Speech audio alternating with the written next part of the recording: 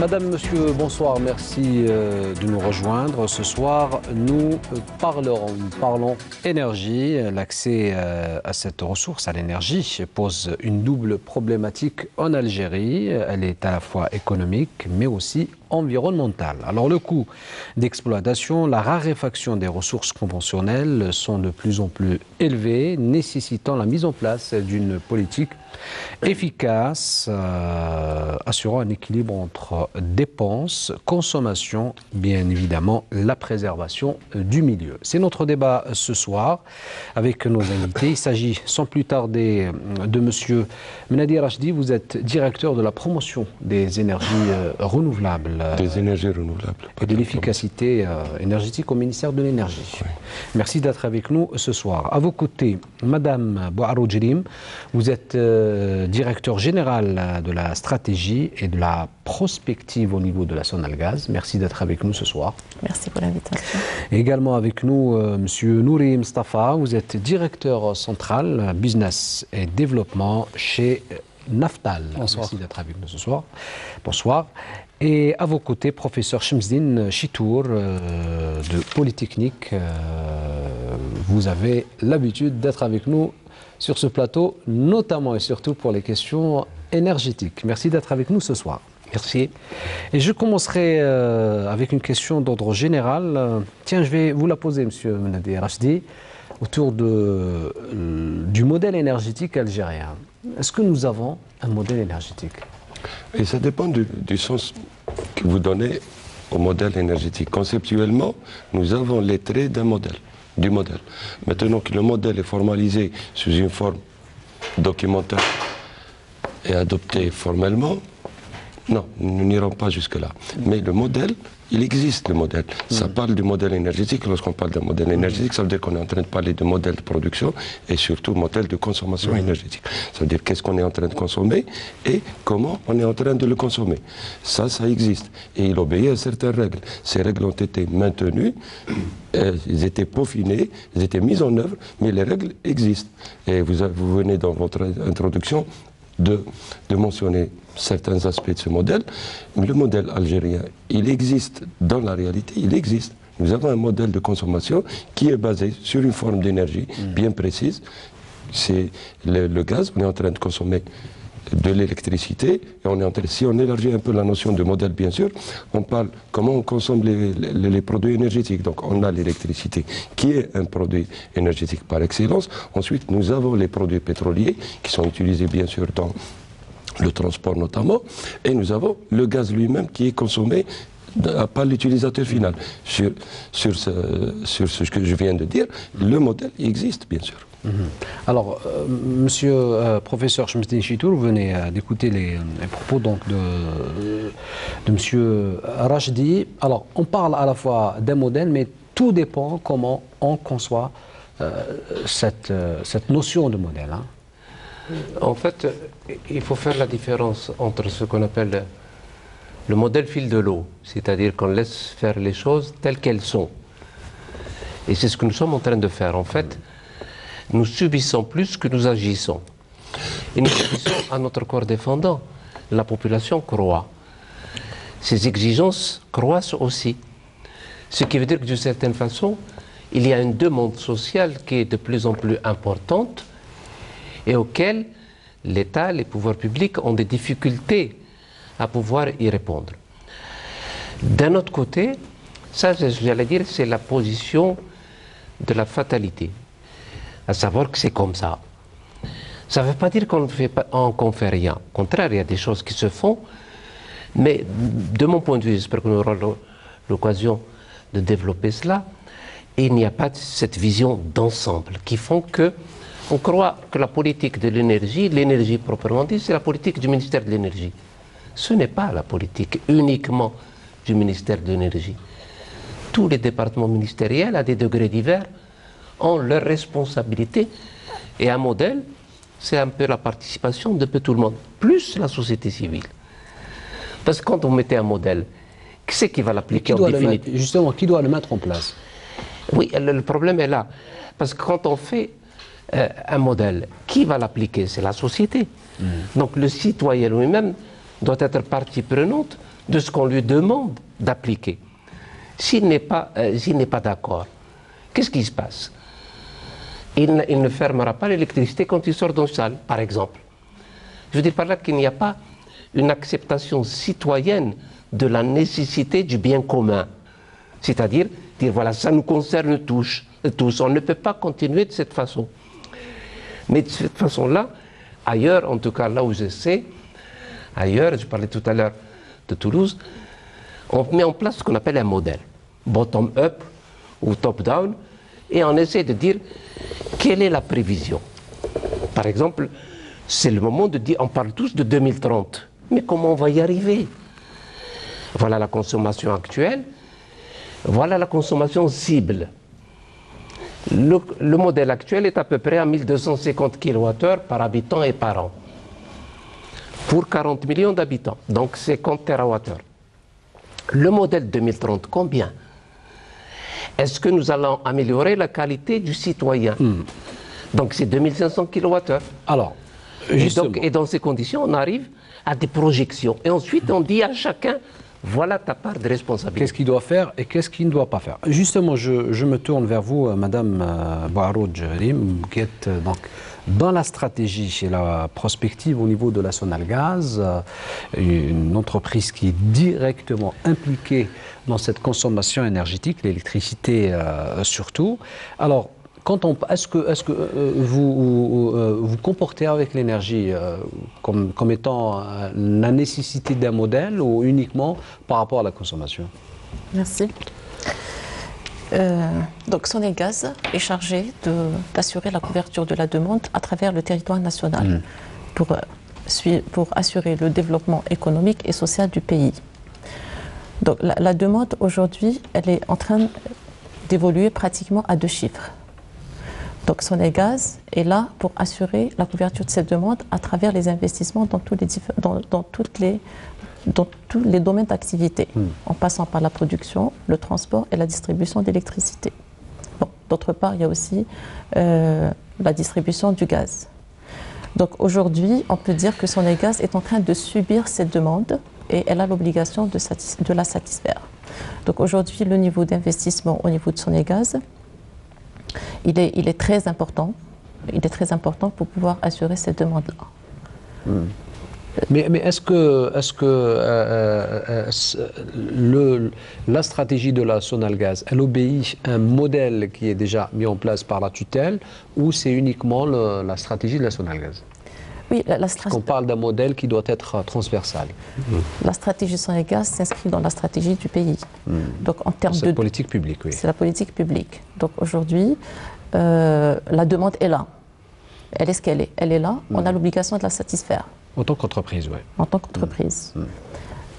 Bon, oui. Allez-y, si vous voulez. J'allais dire, on n'a pas encore rentré dans le sujet de l'efficacité énergétique, mais par rapport à l'efficacité énergétique, Sonelgaz, aujourd'hui, elle agit sur la partie offre. Notamment, je peux citer le cas de l'évolution du parc de production qui est en train d'évoluer particulièrement en cycle combiné pour améliorer la consommation spécifique des centrales. Donc nous, on agit sur cet aspect-là pour diminuer notamment la consommation du gaz. Donc c'est à ce niveau-là.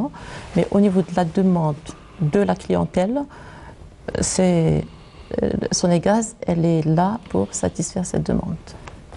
Alors ça c'est pour la Sonelgaz. Alors pour Naftal, Monsieur Noné. Alors pour Naftal, oui, le Naftal est surtout concerné par les énergies ou les carburants qui concernent le véhicule. Les deux principales énergies que consomment les Algériens, voilà, l'électricité et les carburants. Voilà, les carburants. Le modèle chez nous a été déterminé, fixé par la tutelle il y a un certain nombre d'années. Il était prévu, déjà il y a quelques années, de passer graduellement des carburants, on va dire, polluants, vers des carburants plus propres. On avait amorcé déjà l'introduction de l'essence sans plomb il y a un certain nombre d'années, et puis l'introduction du GPLC à partir de 1983. Le modèle, c'était d'arriver à un parc automobile autour de 30% du parc automobile qui devait rouler, on va dire, au GPLC. On n'a pas pu le faire. On n'a pas pu le faire parce que, pour la simple raison que c'était une question de prix. Les prix des carburants, des autres carburants terres étaient d'un niveau qui était très proche du prix du GPLC, ce qui a fait qu'on n'a pas pu concrétiser ce modèle. Le citoyen, l'automobiliste ne voyait pas la nécessité d'aller vers ce nouveau carburant. Depuis maintenant 2016, avec l'augmentation des prix, je dirais après avoir tiré le levier des prix, on avait appelé à ça depuis un certain nombre d'années, on a vu un afflux important vers ce type de carburant. Et là, on est en train de voir ce modèle cible en train de se concrétiser sur le terrain. Et puis, depuis 2 années maintenant, on a un afflux, un engouement des automobiles, des citoyens vers ce type de carburant. Donc, pour nous, le modèle qui était souhaité par les pouvoirs publics ou par notre tutelle, il est en train de se concrétiser et il se concrétisera dans 3 ou 4 ans maximum. Je parle du GPLC. Maintenant, à la suite de l'émission, on va parler d'autres carburants. J'allais vous poser des questions, c'est-à-dire qu'on n'est pas encore dans cette problématique du GPLC parce qu'elle pose problème, notamment en termes d'adhésion des Algériens, des consommateurs. Hein. Plus maintenant. Elle ne pose pas. Plus maintenant. Bon, allez-y. Vous pensez que les Algériens adhèrent suffisamment au GPL par rapport au prix qu'on propose, comparé aux autres carburants? Je vais vous donner des chiffres qui peuvent peut-être répondre à cette question. Avec l'augmentation, la dernière augmentation un peu des tarifs, une augmentation qui n'est pas substantielle, nous avons vécu parce que le ministère de l'Énergie est en charge de la mise en œuvre du programme national d'efficacité énergétique. Dans ce cadre, il y a un segment qui s'appelle la substitution interénergétique, qui concerne ce que mon collègue de Naftal vient de mentionner, la transformation, la conversion des véhicules à essence en GPL. Alors, les statistiques que nous avons, ça fait 3 ans qu'on a commencé à mettre en œuvre le programme de conversion qui est subventionné à hauteur de 50% par l'État, par le Fonds national de maîtrise de l'énergie. Et on avait, l'année passée, on avait les statistiques que la demande a dépassé, la demande en kit GPL, la demande a dépassé les capacités de conversion existantes au niveau national, que ce soit Naftal, que ce soit les opérateurs privés. Maintenant, nous avons lancé, d'ailleurs notre ministre, M. Guitoni vient de l'annoncer, ça fait un mois, nous allons augmenter la capacité subventionnée par l'État, donc à hauteur de 50% toujours, et nous avons déjà des réticences parce que l'offre ne peut pas suivre cette demande. Il y a un engouement, une explosion pratiquement de la demande. On a dépassé les capacités, on est à 50 000, on a prévu 50 000, déjà 50 000, les capacités nationales de conversion ne peuvent pas la satisfaire. Et donc, on est passé maintenant, on va mettre en œuvre 100 000, jusqu'à 2021, 100 000 par an. Donc, pour atteindre, d'ici 2021-22, 500 000 conversions, si je parle de ce qui est subventionné par l'État. Et ça dépasse déjà les capacités nationales. C'est pour vous dire que c'est une commande, c'est une demande certaine et concrète. Et donc, il n'y avait pas le problème. Effectivement, ça fait 3 ou 4 ans, il y avait ce problème, cette question, parce que le prix de l'essence ne favorisait pas les gens, ne les incitait pas à les transformer. Alors, ce qui a été fait, c'est qu'avec l'augmentation qu'on a vécue des carburants, le prix du gasoil, du Sirgaz, du GPLC, a été maintenu à 9 dinars.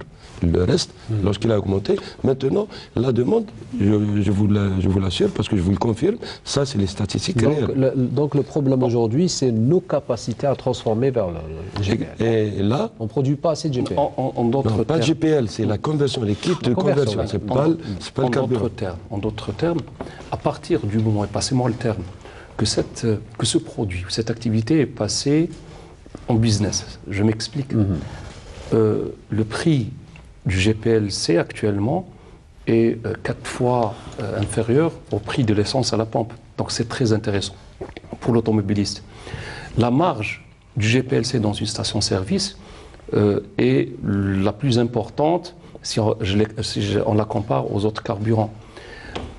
Les installateurs GPLC ont une marge intéressante lorsqu'ils effectuent l'installation.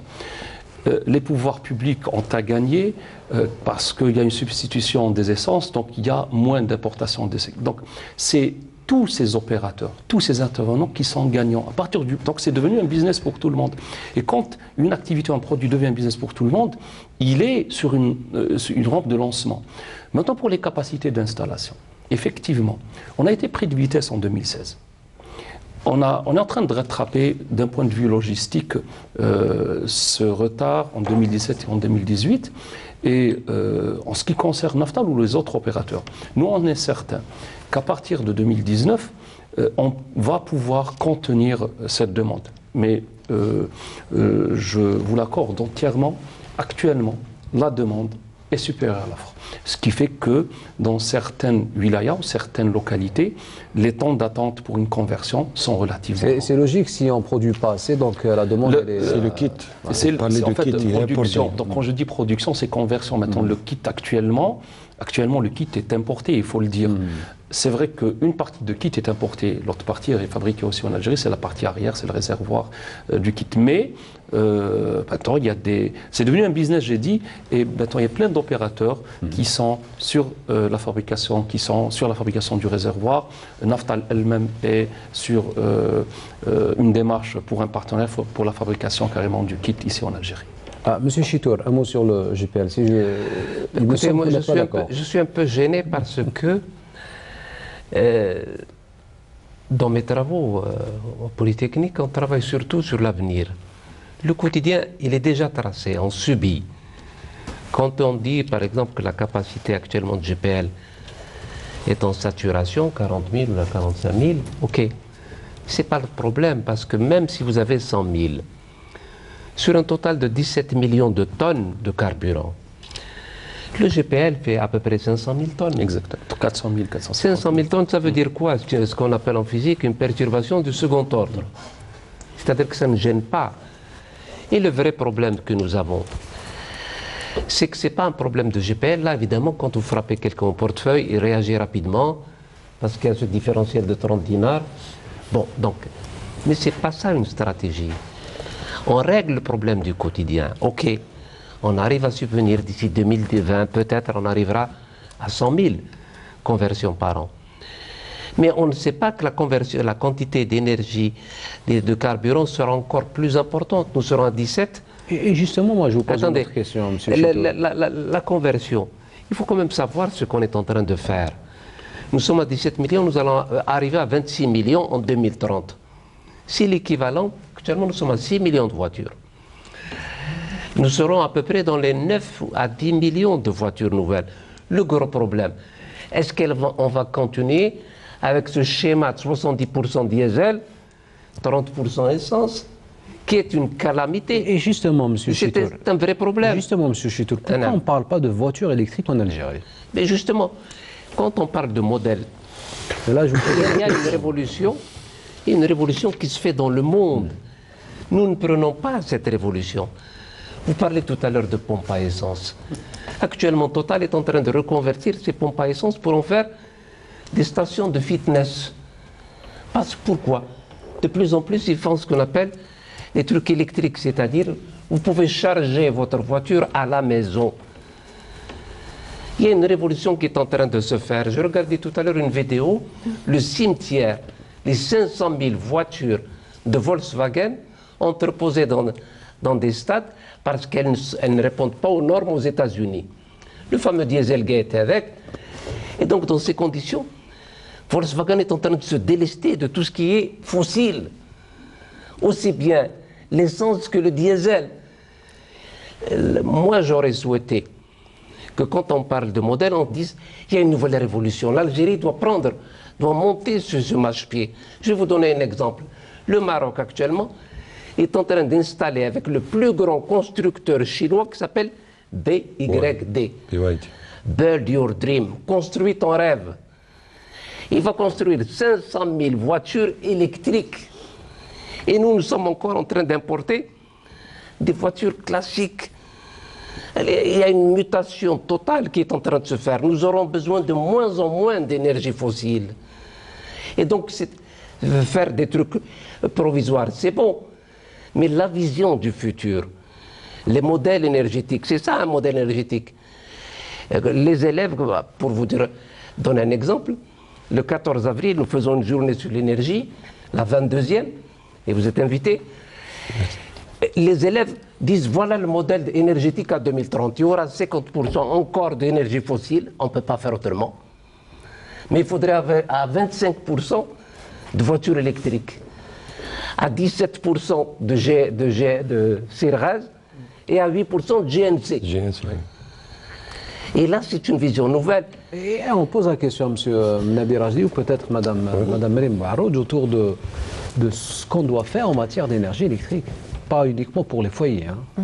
Pour les transports par exemple. Là, on est passé au train électrique, mais à quand il y a la promotion des voitures électriques? La question n'est pas aussi simple que ça. Bon, le débat est presque là, on est en train d'épuiser le débat sur le modèle énergétique. C'est ce que j'ai dit au début. Le modèle énergétique, en tant formellement comme ça, comme document formel, on ne l'a pas fait. Mais je rejoins le professeur Chitour lorsqu'il dit que c'est une question nationale. Ce n'est pas une question d'un ministère ou d'un autre, ou de deux ministères, c'est la question nationale. Alors, replaçons le débat dans son contexte. Alors, on parle, le modèle énergétique doit pouvoir répondre à deux grandes questions. Comment produire de l'énergie et comment la consommer. Maintenant, si on a un modèle, si on a une vision... Quelle énergie produire aussi, hein? Quelle énergie produire? Oui, le modèle algérien qui existe, si on peut appeler ça un modèle, c'est ça le modèle, c'est la conceptualisation des situations réelles. C'est une définition, c'est un outil qui permet ensuite, qui décrit la réalité, mais qui permet après d'anticiper sur ce qui va advenir dans le futur, en 2030, 2035 ou 2040, et même en 2050. Certains pays peuvent aller avec plus de visibilité jusqu'à 2050. Maintenant, nous avons une demande. Nous arrivons maintenant à anticiper sur la demande. Ça ne fait pas longtemps, mais nous arrivons à anticiper sur cette demande. Mais le problème de la demande, c'est qu'elle ne dépend pas uniquement du ministère de l'énergie ou d'un certain ministère. C'est tout le monde qui consomme l'énergie, sous ses différentes formes. Lorsque j'ai dit les transports, ce n'est pas le ministère de l'énergie qui consomme l'énergie. C'est tout, c'est les foyers, c'est les transports urbains. Et c'est tout la nécessité d'une politique des transports. Exactement. Et la politique des transports doit être liée à ce modèle énergétique qui parle d'une manière. Comment on consomme, qui consomme. Je vais vous donner un exemple qui est presque une particularité algérienne par rapport aux pays développés. Alors, la consommation finale, c'est-à-dire end user, l'utilisateur final. Il y a 40% de toute l'énergie qui est consommée par les ménages. Ça voudrait dire quoi? L'industrie après, l'industrie ne consomme que 20 à 25%. Et ça voudrait dire que la majorité de notre énergie est consommée à perte, c'est-à-dire qu'il n'y a pas une plus-value qui a été créée. Pas de création de richesse. Exactement. Alors, comment arriver maintenant à élargir? Justement, je vous pose une question. Qu'est-ce qui empêche, par exemple, nos cimenteries à utiliser des pneus à la place du gaz, comme ça se fait ailleurs, par exemple? Ça ne les empêche pas, même le débat. On reprend le débat sur les véhicules électriques. Vous avez 6 millions de véhicules, je vous l'accorde, vous avez 6 millions, mais qui roulent déjà au carburant, les carburants fossiles. Je suis d'accord qu'on doit réfléchir à y aller vers un autre modèle, et ça nous renvoie au problème de la environnemental qui se pose aussi. Ça nous renvoie au problème de la transition énergétique. Ça veut dire qu'il faut faire quelque chose pour aller d'un modèle de consommation basé sur les énergies fossiles, mais ça parle de production et ça devrait parler encore de consommation. Et ensuite, il faut maîtriser cette consommation. Maintenant, oui, il y a des idées et les experts et les gens individuellement sont toujours en avance de l'État. Ça se passe partout. Alors, les écologistes ont commencé à travailler en Allemagne avant que l'État n'en décide de les suivre. La France aussi, tout le monde. Les experts. Maintenant, les idées, effectivement, c'est ça les initiateurs, les précurseurs, ça devrait avoir de la part des experts. Maintenant, un État, lorsqu'il décide d'adopter quelque chose, il y a d'autres considérations pour les mettre en œuvre. Maintenant, le véhicule électrique, qu'est-ce que nous avons? Est-ce que le véhicule, nous le construisons? Est-ce que nous le construisons? Maintenant, le gouvernement, ça fait 2 ans, il a imposé à ce que tout... Est-ce que nous construisons justement le véhicule classique, comme le dit Maintenant, voilà, c'est cette question qui a été prise en charge par la construction des véhicules. Après, on commence maintenant à faire l'assemblage de la part, je ne parle pas à la place de l'industrie. Je parle de transfert de technologie. Dans les 2 cas, il n'y a pas de transfert de technologie, c'est-à-dire que... Mais ça, c'est un autre débat. Ça, c'est un autre débat, parce que lorsqu'on adopte une solution, c'est justement ce qu'on essaie de faire chez nous. Non, je vous dis parce que si on doit monter des véhicules classiques, pourquoi ne pas monter des véhicules électriques? À 80%, les pièces sont les mêmes. Il n'y a que le moteur qui change. Donc l'intégration peut continuer à se faire. Oui, exactement, mais le moteur ne représente pas 20%. Peut-être que je suis différent ici, mais le moteur ne représente pas 20%. Il représente beaucoup plus que ça. Allez-y, madame. Oui, je compléterai les interventions des collègues par rapport au véhicule électrique. Moi, je dirais que fatalement, tôt ou tard, le véhicule électrique va arriver en Algérie et on doit s'y préparer. Bon, il va certainement impacter la consommation de l'énergie électrique. Donc, ça sera, j'allais dire, une substitution d'énergie. Au lieu de carburant, ça va être l'énergie électrique. Et c'est quelque chose que nous allons prévoir dans nos scénarios énergétiques à long terme. Mais est-ce que vous y pensez déjà, la Bien sûr. Dans les scénarios énergétiques à long terme, on intègre cet aspect-là. Cet aspect, donc, par rapport au transport des particuliers. Pour évaluer l'impact sur la consommation de l'énergie. Disait M. Sichtour. Donc, par rapport à ce que disait M. Rachdi, toujours concernant cette efficacité énergétique. L'efficacité énergétique, c'est un gisement. Vous savez, en Algérie, d'une certaine façon, le gaspillage, d'une façon voulue ou non voulue, est un sport national. On gaspille. On gaspille sans savoir. Et avec la PRU, à une certaine époque, il y avait un chiffre autour de 10-15%, qu'on peut récupérer jusqu'à 10% si on fait une efficacité énergétique aussi bien dans les équipements. Ne plus acheter par exemple d'équipements énergivores. Ça, c'est la responsabilité du ministère du Commerce. C'est pour ça qu'il est important qu'il y ait une stratégie. Oui, qu'il y ait une stratégie. Qu'il y ait la norme. Quand on a dit la norme, on prendrait que la norme A. Exactement de la météo.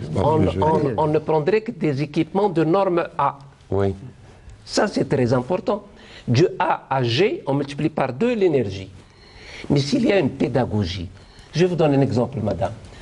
En Égypte, quand il y a une surtension, c'est-à-dire il y a une demande qui est très importante, à la télévision égyptienne, ils ont un feu rouge, un feu vert, un feu jaune. Le citoyen est partie prenante. Quand il voit que c'est le feu rouge, il contribue à diminuer la tension. Il éteint, il diffère sa machine à laver. Bref, il participe. Et vous voyez à la télévision que ça passe au jaune, ça passe au vert. Et c'est tout un apprentissage, l'éco-citoyenneté. On devient des éco-citoyens et on respecte le bien commun. Si vous permettez, si Nazim, 2 secondes, parce que je voudrais revenir sur la voiture électrique. 1 litre d'essence, c'est 10 kWh. Vous faites un plein d'essence, 400 km, vous pouvez faire un plein d'essence avec 3 fois rien. C'est 7 à 8 fois moins cher qu'un plein d'essence. Un plein en électricité chez vous. Vous branchez la nuit chez vous. Vous pouvez remplir votre voiture, alors que maintenant on peut le faire rapidement. Mais c'est tellement rentable. Et surtout, on ne parle pas d'une chose qui est très importante, c'est l'aspect environnemental. Le diesel est une calamité. Ailleurs, il est supprimé. Alors, on pose la question à monsieur... c'est pas de sa faute, on subit. Est-ce que l'entreprise Naftal pense elle est au courant de tout ça. De la voiture électrique? Écoutez, inévitablement, l'électricité ou le véhicule électrique, l'énergie électrique comme carburant, c'est une énergie de substitution. Ouais. Si on laisse les choses comme ça devient une menace pour nous. Donc, je pourrais à moins de se reconvertir totalement. Exactement. Donc, pour nous, le véhicule électrique, c'est le véhicule de demain. On est certain. Voilà. Et Naftal, bien sûr, elle est déjà sur le véhicule électrique. On ne va pas le fabriquer, loin de nous cette idée, mais des idées de partenariat, des démarches de partenariat pour faire des bornes électriques au niveau de notre réseau de stations-service, pour être partie prenante dans la réalisation de ces bornes. Elle est en train de maturer chez nous. Maintenant, on a parlé d'efficacité énergétique. Je rajouterai de l'eau à votre moulin, professeur. Il y a deux volets. Il y a le volet rationalisation, il y a le volet diversification. Le volet diversification, c'est en fonction des ressources du pays, du nôtre, bien sûr. Les énergies fossiles, c'est une donnée, c'est un état des lieux, elles sont là. Maintenant, il faut utiliser celles qu'elles sont. Elles ne sont pas là tout le temps. Oui, en 2030, elles ne seront pas là, elles risquent de ne pas être il faut là. Utiliser il faut utiliser celles qui sont les moins polluantes, et c'est ce qu'on est en train de faire actuellement. Avec le GPLC, on va résoudre 25% du problème. Parce que 70% du problème, c'est le diesel. À double titre, même pour l'aspect environnemental. Même pour l'aspect environnemental. Il faut rajouter que c'est une question aussi de santé publique, le gasoil. Oui, c'est plus que l'environnement. Entièrement d'accord.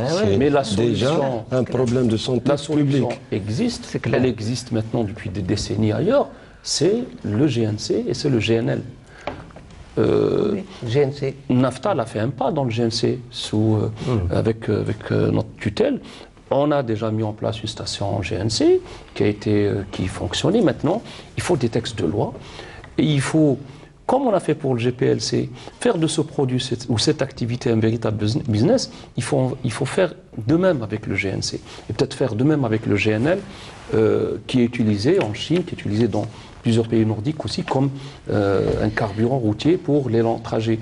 Donc ce bouquet énergétique, le carburant terre, qui va venir en substitution aux essences et au diesel, est le bienvenu. C'est des énergies fossiles, certes, professeur, mais elles sont beaucoup moins polluantes et elles vont coûter moins cher à l'État. Si vous permettez, je voulais clarifier un point.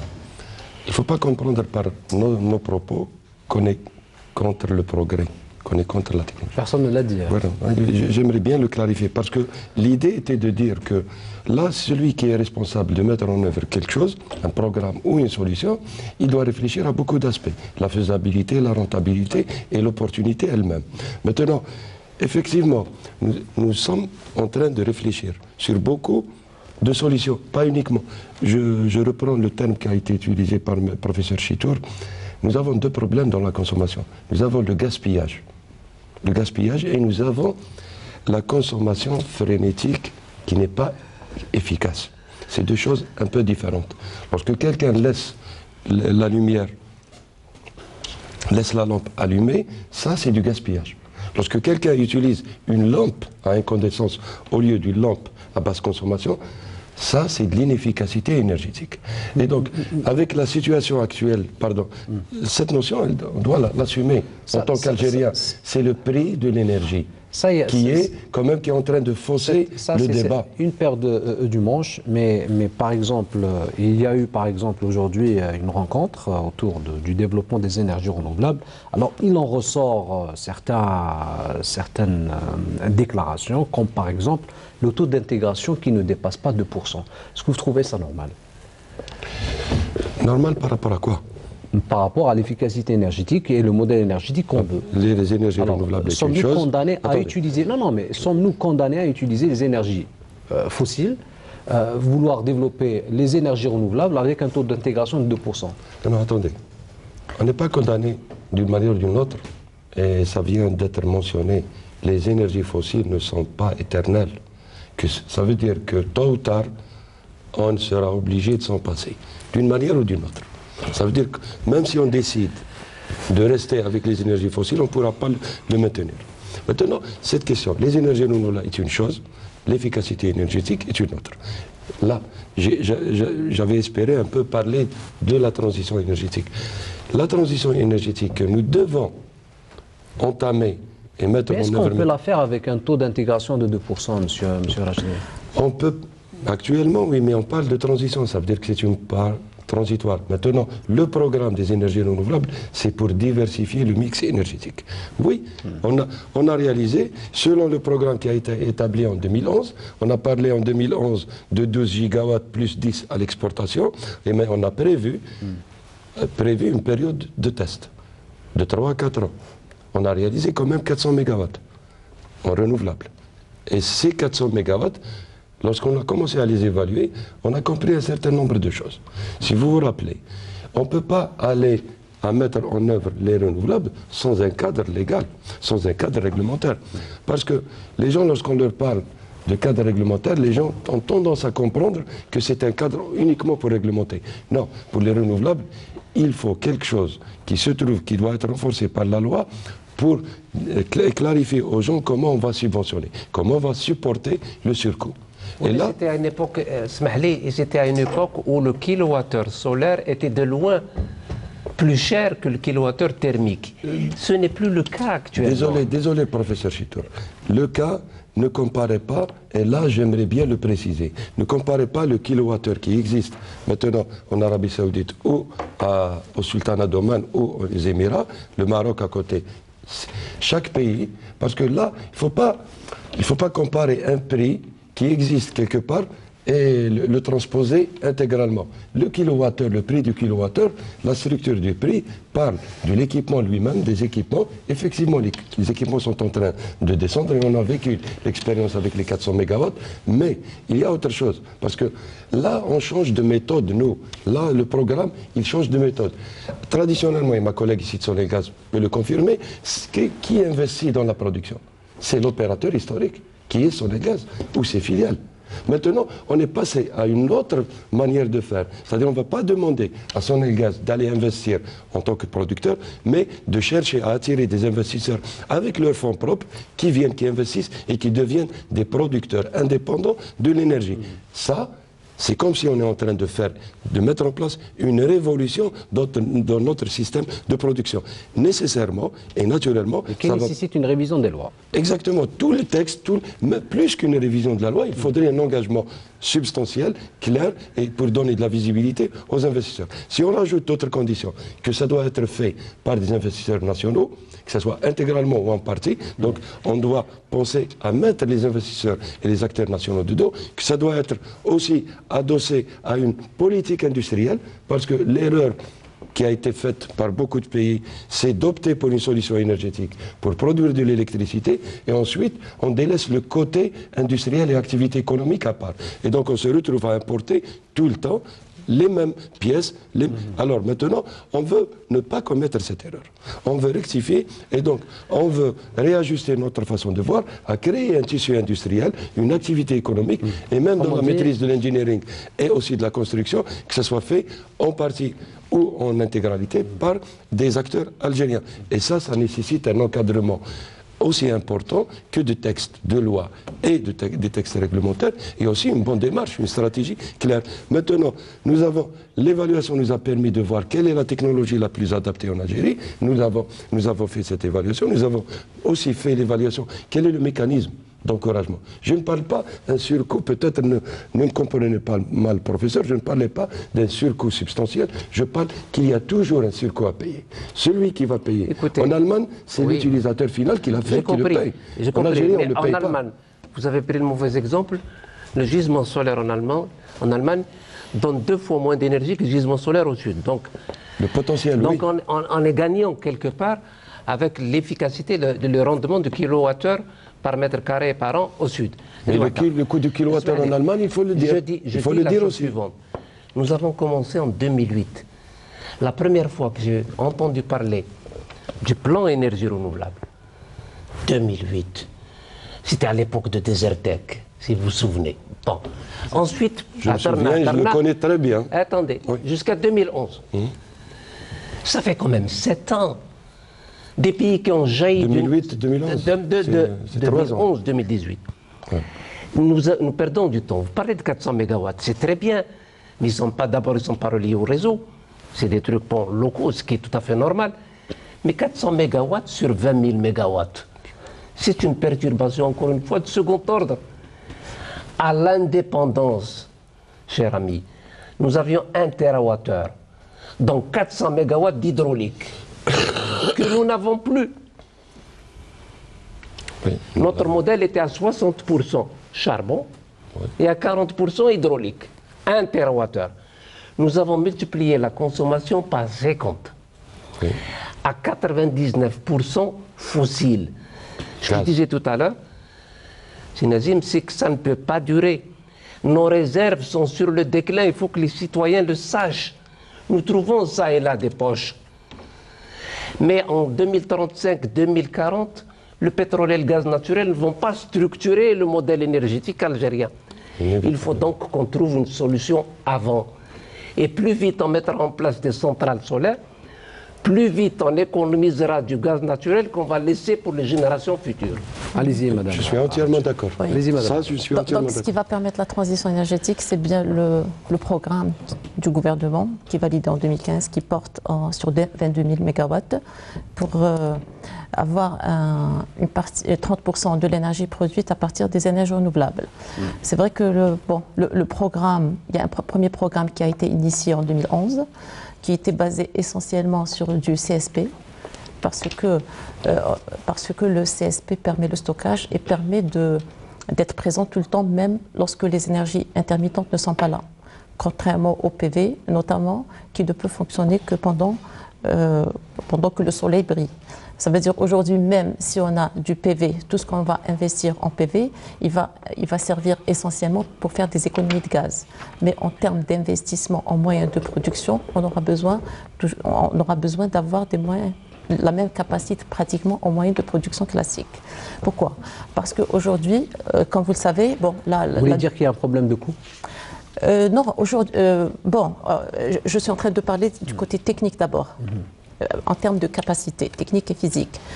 La courbe de charge aujourd'hui, comme vous le savez, l'électricité n'est pas stockable et la courbe de charge, le profil de charge, il varie tout le temps en fonction des usages. La puissance maximale appelée, ce qu'on appelle la PMA, la demande maximale qu'on enregistre au niveau national, avant 2009, elle était enregistrée en hiver. Depuis 2009, c'est en été. Et les premières années de 2009 jusqu'à 2014, c'était l'été et le soir. Depuis 2014, c'est la journée. Et même durant la journée, la pointe qu'on enregistre la journée et le soir, le différentiel est très faible, de l'ordre de 1%. Ça veut dire que même si le PV, il est là le matin pour satisfaire la demande, le soir, on a besoin d'avoir les moyens conventionnels pour satisfaire cette demande. Ceci dit, le PV, les énergies renouvelables, il faut y aller pour faire des économies du gaz, mais on aura besoin d'avoir les moyens classiques. C'est pour ça que je dis, en 2011, on était parti sur le CSP parce qu'il permettait le stockage, etc. Après, on s'est rendu compte que la technologie n'était pas encore mature. Donc, le programme, lorsqu'il a été révisé en 2015, on était parti beaucoup plus sur le PV. Par contre, je précise une information par rapport aux 343 MW qui sont installés.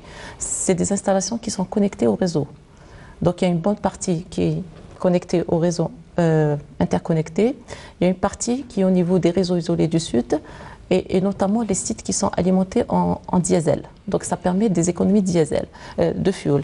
J'ai quelques chiffres que je peux donner par rapport à ça.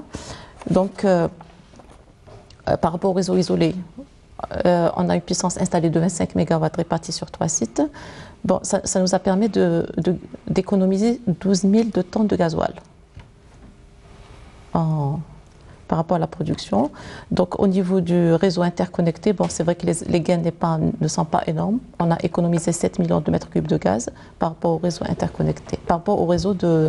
Mais justement, Madame Haroud, moi, quand on parle de manière générale, peut-être ça c'est des détails techniques que vous connaissez mieux que nous, c'est-à-dire quand on parle par rapport au programme établi par les pouvoirs publics, est-il à la hauteur du potentiel algérien d'ensoleillement qui représente quand même 10% ou 10 fois plus, 10 fois la consommation mondiale? Est-ce qu'on s'investit suffisamment dans le photovoltaïque ou l'énergie solaire de manière générale, alors que le potentiel... La question ne peut pas être posée. Ce n'est pas parce que vous avez un potentiel qui peut alimenter le monde que vous allez mettre les installations pour le transformer en potentiel. Vous allez le vendre à qui? La règle, la limite, l'objectif, c'est la consommation nationale. Et nous avons, M. Chitour, professeur, a mentionné Desertec, ça a été abandonné pas à cause de nous. À cause Ça, on le sait. Oui. Bon, maintenant, dans une politique énergétique, on se fixe quel objectif? On doit d'abord connaître comment va évoluer la demande, donc d'ici 20 ans, et on va dire comment la satisfaire. Maintenant, on ne peut pas passer d'un modèle qui existe actuellement, qui est à 97% en fossile, on le passe d'un jour à l'autre, comme par magie ou enchantement, à le tout renouvelable. Madame Barouche vient de mentionner certains aspects, parce qu'il y a un problème d'intermittence et tout, mais tout le monde est en train de parler d'un mix, d'aller diversifier les ressources énergétiques, le mix énergétique, donc les moyens de production, on intègre progressivement une partie de renouvelables. Maintenant, il n'y a pas que les renouvelables tels qu'on les conçoit, il n'y a pas que le PV. Il y a d'autres gisements dans les renouvelables. Le programme en parle. Maintenant, dans la mise en œuvre de ce programme, je vous ai mentionné que là, c'est une question comment mettre en œuvre concrètement. Comment mettre. La démarche a changé. On ne demande plus à l'État d'investir dans la production, ou le public. Là, on est en train de passer... est-ce qu'on produit suffisamment de gaz conventionnel pour pouvoir le vendre à l'extérieur? De gaz conventionnel? Gaz conventionnel. Je ne parle pas du gaz de schiste. Est-ce qu'on est vraiment à l'aise ces dernières années? À l'aise par rapport à quoi? Par rapport à la demande, à l'offre qu'on offre à l'extérieur. Répondez ou je réponds? Non, je ne sais pas. J'essaie un peu déjà d'identifier quelle est la problématique posée. Le gaz... On parle souvent d'un déclin de la production, en matière de gaz, par exemple, qui se répercute directement sur notre marché extérieur. Si nous avons les potentiels, 10 fois le potentiel qui représente 10 fois la consommation mondiale, pourquoi ne pas s'investir dans le photovoltaïque et garder ce gaz que nous produisons vers un marché extérieur? Attendez. Alors là, cette question doit être clarifiée. Nous avons une certaine quantité qui est à peu près de 90 milliards de mètres cubes de gaz annuellement. Combien nous consommons pour produire de l'électricité? Alors pourquoi nos responsables disent qu'il faut comprendre ça, parce que systématiquement sur le gaz de schiste? Si vous changez, alors pour faire simple, si vous changez toutes les centrales électriques nationales, vous les changez aux renouvelables, vous savez combien vous allez économiser? Vous allez libérer de gaz? Vous n'allez pas dépasser 20 milliards de mètres cubes. Attendez, je ne suis pas d'accord avec vous. Parce qu'une centrale thermique, c'est à peu près 1,5 milliard de mètres cubes par an de consommation. 1000 mégawatts. Nous sommes à peu près à 20 000 mégawatts ou 19 000 mégawatts, en gros. On va dire, aujourd'hui, la demande, elle est à 14 000. 200. Oui, la demande. Mais je parle de la capacité installée. Ça, c'est la pointe. On va parler d'énergie plutôt. Oui. Ce qui veut dire quoi? Ce qui veut dire que nous consommons à peu près 30 milliards de mètres cubes. Pardon. Ça, c'est les chiffres que nous publions et qui sont concrets. Même si je vais aller dans votre direction, même si c'est 30 milliards, il faut que ça soit clarifié pour le public, cette question.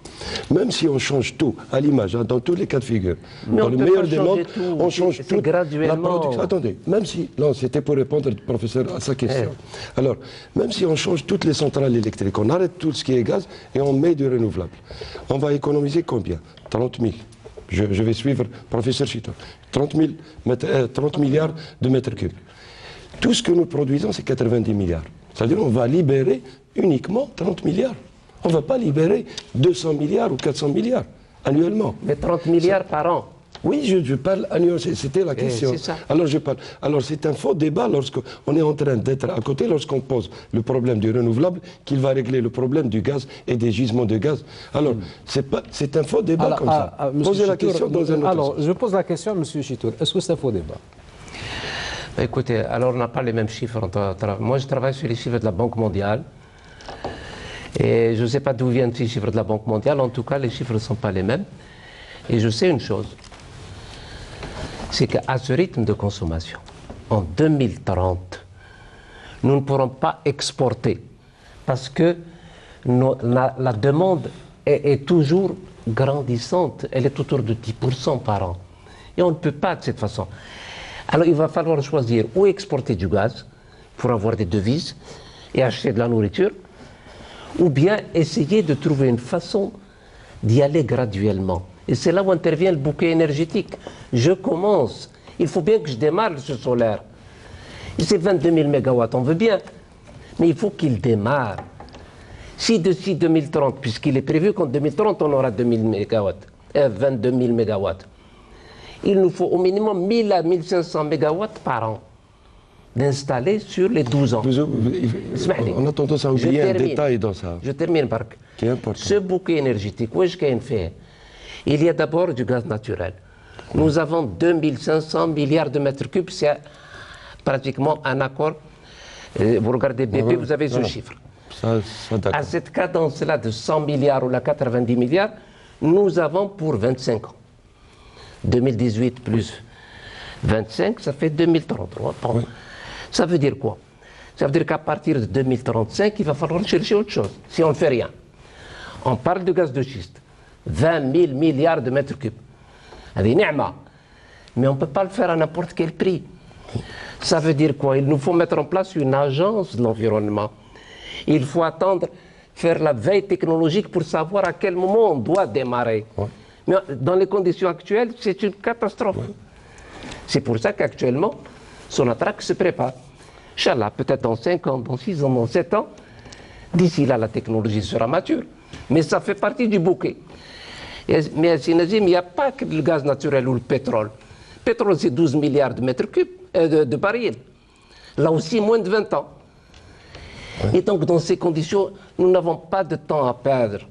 Mais le gros problème, c'est qu'on pense qu'il n'y a que le pétrole, que le solaire et l'éolien.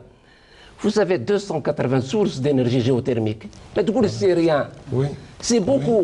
Oui. Non, je suis entièrement d'accord sur ça. Et la biomasse. Vous avez un gisement de biomasse de 3 millions de tonnes par an. Oui. C'est 1,5 million de tonnes de pétrole. Vous avez le plus grand gisement du pays, c'est celui des économies d'énergie. Oui. Si vous faites 10% de 50 millions, ça fait 10 millions de tonnes. 10 millions de tonnes, ça fait 5 milliards de dollars. Oui. Si vous dites à chacun, tu es concerné, tu dois faire des économies, mais il faut qu'il y ait cette stratégie d'ensemble. Le ministère de l'Énergie ne peut pas prendre tout seul tout cela. Exactement. Le transport, l'eau, l'environnement, chacun est concerné. Oui. Vous voulez dire quelque chose, monsieur? Oui, je vais commencer là où vous avez terminé. Vous avez parlé de bouquet énergétique, donc c'est clair, les ingrédients sont là. Les ingrédients de ce bouquet est là. Les ingrédients de ce modèle énergétique sont là. Monsieur Chitour a parlé de géothermie, de biomasse, d'énergie électrique, d'éolien dans certaines régions. Donc les ingrédients du modèle énergétique algérien sont là. Donc maintenant, à quelle proportion doit être chaque segment de ce modèle? Et la question qui se pose tout de suite après, comment faire? Comment faire? Oui, il faut mettre une batterie de lois, il faut mettre des textes. Mais pour nous, il faudra surtout mettre des leviers à caractère économique. Il faudrait motiver, il faudrait que les opérateurs, les acteurs fassent ça parce qu'ils ont quelque chose à gagner. Il ne suffira pas de mettre des textes pour obliger un acteur ou un autre d'aller vers un modèle énergétique. Il y a un modèle cible, c'est le modèle dont parle M. Chitour. Il y a un état des lieux, c'est ce qu'on nous consommons aujourd'hui. Donc il y a un modèle énergétique aujourd'hui, on peut le constater, c'est l'état des lieux. Il y a surtout un modèle transitoire, ce que parlait ma collègue de Sonelgaz. Donc il faut aller à ce modèle transitoire pour atteindre le modèle cible. Dans le modèle transitoire, c'est dans ce modèle qu'on va déterminer les proportions de chaque segment de ces ingrédients énergétiques. Et puis, dans chaque étape, pour y aller, il faut mettre des leviers à caractère économique. Il faut que chaque acteur, que les pouvoirs publics, les industriels, les universités, les opérateurs économiques trouvent leur compte. Il faut qu'ils trouvent quelque chose à gagner pour pouvoir adhérer à ce modèle et accompagner et aller vers ce modèle cible, M. Chitour. Alors, je présume qu'il ne nous reste pas beaucoup de temps, peut-être un dernier mot pour chacun. Alors, 30 secondes, je commencerai avec vous, M. Rachdi. Oui, merci. Moi, ce que je peux résumer un peu la situation. Nous sommes en train, avec le Programme national des énergies renouvelables, à agir sur la production. Maintenant, on espère atteindre, d'ici 2030, 30% des énergies renouvelables. De l'autre côté, nous sommes en train aussi d'agir sur la consommation. par le programme national d'efficacité énergétique. Nous avons un programme qui est très, très vaste et qui est subventionné par l'État. Nous sommes en train d'agir sur la consommation des lampes. Donc les lampes sont financées par l'État, par le Fonds national de maîtrise de l'énergie. Nous sommes en train d'agir aussi sur l'industrie. Nous sommes en train d'agir sur l'isolation thermique des bâtiments. Ça, c'est en gros. Et nous sommes en train d'agir aussi à la généralisation des chauffe-eau solaires. Et ça, c'est un cas vraiment d'école. Parce que le chauffe-eau solaire, avec le prix pratiqué du gaz, n'incite pas les gens à le faire. Et d'où, là, on est en train de faire de la sensibilisation et aussi de l'incitation à le faire.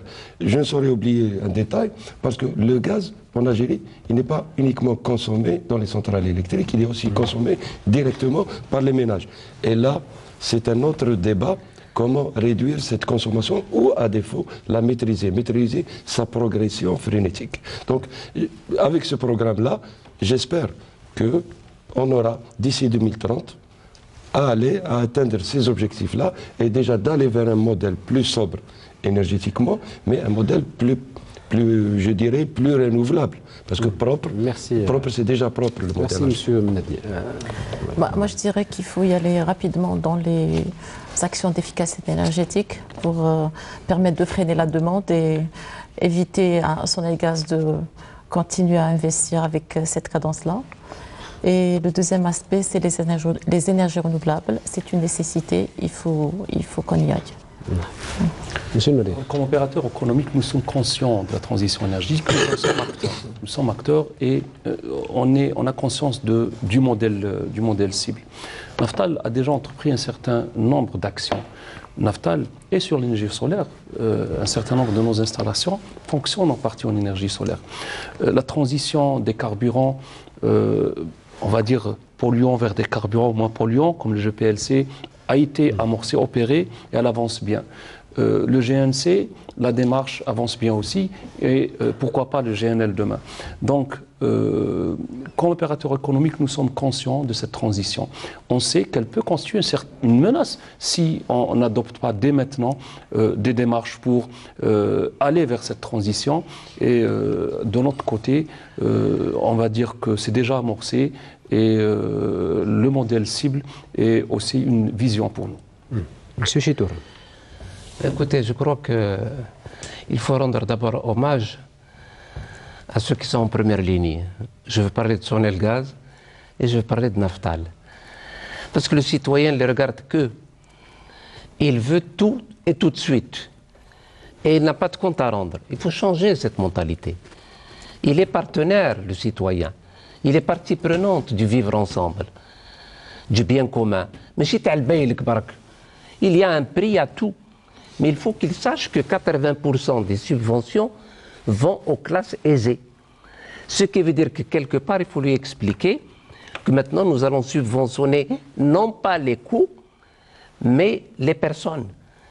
Et de cette façon-là, on peut arriver au vrai coût.